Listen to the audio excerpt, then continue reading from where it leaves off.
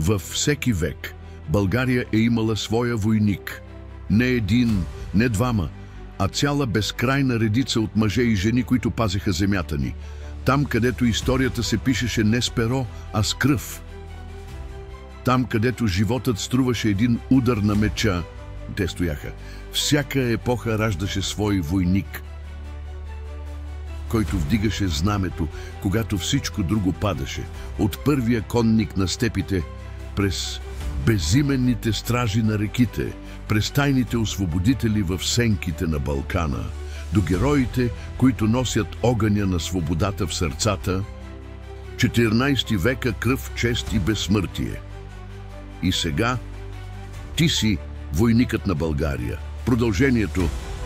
А ако ти си част от тази история, сподели го с хората, които също носят България в сърцето си. Последвай Вин Недков, за да запазим българския дух заедно.